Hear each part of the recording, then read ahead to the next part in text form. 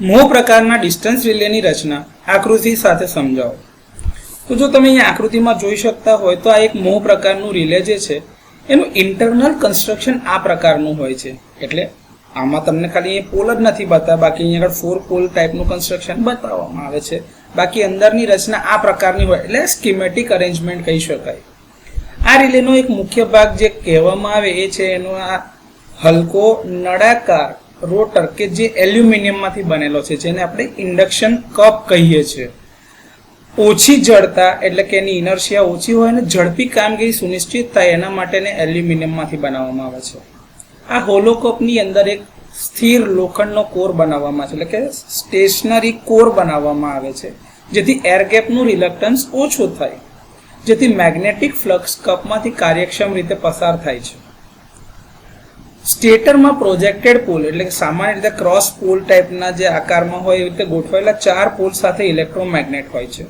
આ pole કપને spin કરતા interacting magnetic flux બનાવવા માટે જરૂરી વાઇન્ડિંગ્સ ધરાવે છે.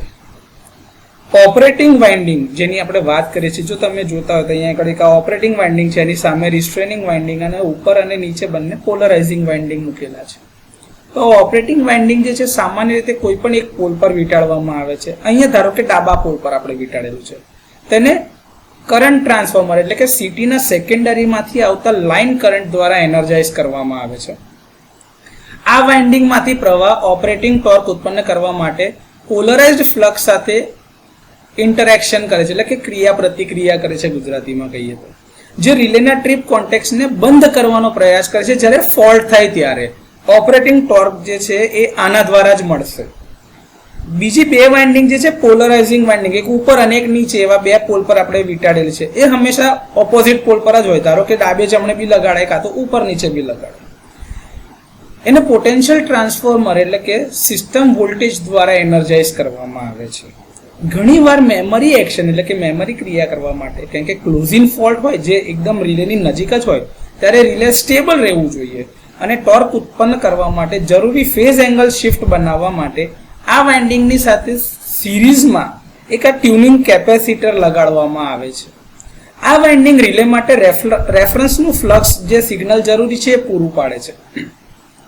રિસ્ટ્રેનિંગ વાઇન્ડિંગ એ બાકીના જે પોલ રહી ગયો એના પર રિસ્ટ્રેનિંગ વાઇન્ડિંગ મૂકવામાં છે. જેમ અહીંયા જોતા હોય તમે તો આ તમારું જમણી બાજુનો પોલ છે, એના પર વીંટાળેલ હોય છે. તે સિસ્ટમ વોલ્ટેજ દ્વારા સીધા પણ એનર્જાઇઝ કરવામાં આવે છે. આ વાઇન્ડિંગમાંથી ફ્લક્સ પોલરાઇઝ્ડ ફ્લક્સ સાથે ઇન્ટરેક્શન એટલે કે ક્રિયા પ્રતિક્રિયા કરશે અહીંયા આગળ, કેમ કે બંનેમાંથી એક કોમન ફ્લક્સ પસાર થઈ રહ્યું છે, જેથી રિસ્ટ્રેનિંગ ટોર્ક ઉત્પન્ન થાય છે, જે સામાન્ય કામગીરી દરમિયાન અથવા તો પ્રોટેક્શન ઝોનની બહાર ફોલ્ટ હોય ત્યારે કોન્ટેક્ટ્સને ઓપન રાખે છે, ક્લોઝ થવા દેતું નથી. એટલે કે હાઈ ટોર્ક આપે છે રિસ્ટ્રેનિંગનું, જે એને અવરોધે છે, જેથી કરીને ઓપરેશન ના થાય, કોન્ટેક્ટ ક્લોઝ ના થાય.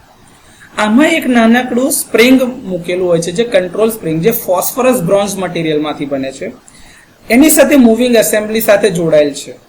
તે રિલે ડી એનર્જાઇઝ થાય ત્યારે કોન્ટેક્ટ્સને ઓપન રાખવા અને નાના ટ્રાન્ઝિયન્ટમાંથી ખોટા ટ્રિપિંગ જનરેટ ના થાય એના માટે સતત ઇનિશિયલ મિકેનિકલ રિસ્ટ્રેનિંગ ટોર્ક આપે છે. મૂવિંગ ઇન્ડક્શન કપ મિકેનિકલ રીતે મૂવિંગ કોન્ટેક્ટ આર્મ સાથે જોડાયેલ છે, એટલે કે ફિક્સ કરેલા હોય છે. જ્યારે ઓપરેટિંગ ટોર્ક સંયુક્ત રીતે એટલે કે ટોટલમાં ઇલેક્ટ્રિકલ રિસ્ટ્રેનિંગ ટોર્ક અને આ મિકેનિકલ સ્પ્રિંગ ટોર્ક કરતાં વધી જાય ત્યારે તમારો કપ રોટેટ થાય એટલે કે ફરે છે. હવે આ કોન્ટેક્ટ ક્લોઝ કરશે, જેથી કરીને સર્કિટ બ્રેકરને ટ્રીપ સિગ્નલ આપશે. તો આ રીતે મોહ પ્રકારના ડિસ્ટન્સ રિલેની રચના આકૃતિ સાથે સમજાવી શકાશે.